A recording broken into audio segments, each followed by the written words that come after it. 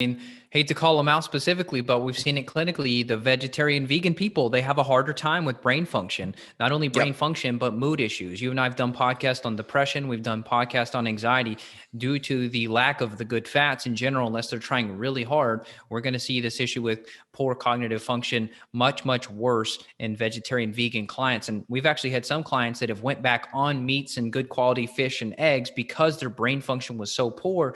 They were literally failing at work. And I had a couple of people who were at potential job loss because their cognitive function was so bad after getting off of good meats and fats and just going with just plant foods. They literally had to for their brain function. I was, of course, very happy to see them perform better when we got those good fats back in.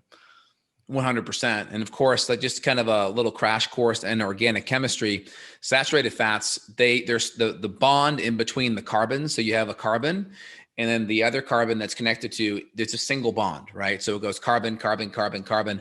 And so for instance, like medium chain triglycerides are fats that are between 6 and 12 carbons, right?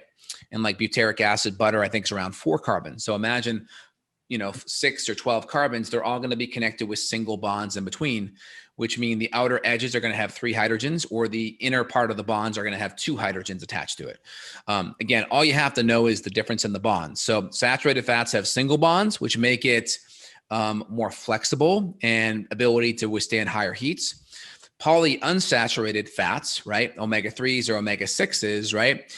The omega refers to how many double bonds there are in the fatty acid chain. So omega-3s have 3 double bonds, omega-6s have 6 double bonds. And when you have double bonds, they makes the fat more inflexible. It makes it more a lower smoke point, meaning it can oxidize and it can go bad. And so just know saturated fats don't have the double bonds, and it's going to make it a lot more stable. And why is that important? Because our brain's like 70% fat and cholesterol.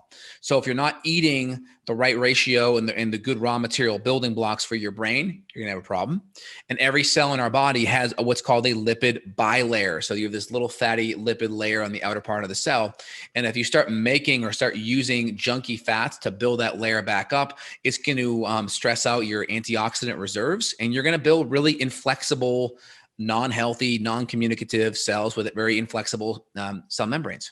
Yeah. And how does that manifest? Well, that's where some of the memory issues pop up. You forget your best friend's name. You go into the pantry. You don't know why you're there. You forget which way you're supposed to turn when you get off the highway, off the exit. Do I go left? Do I go right? Even though you've been that way before, maybe you slip up on someone's name. Maybe at work, you're slipping up in a presentation, you completely get sidetracked and you just can't get yourself back on track. Maybe you're unable to read. Maybe you're unable to retain the information you read. You have to read things multiple times.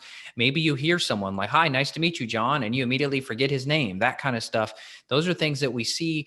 It doesn't necessarily have to be Alzheimer's or dementia level to be considered a cognitive problem. So when we say cognitive problem, like everything else, there's a spectrum. You have the far end, which is going to be your clinical diagnoses of dementia and Alzheimer's and whatever else, Parkinson's. And then maybe you have like your brain fog, forgetfulness, memory issues. And I'm not saying that those people with those mild brain issues are all going to end up demented, but it's important to recognize those things now so that we can do what we can, like you said, to reduce inflammation, to try to preserve the neurotransmitters in the brain.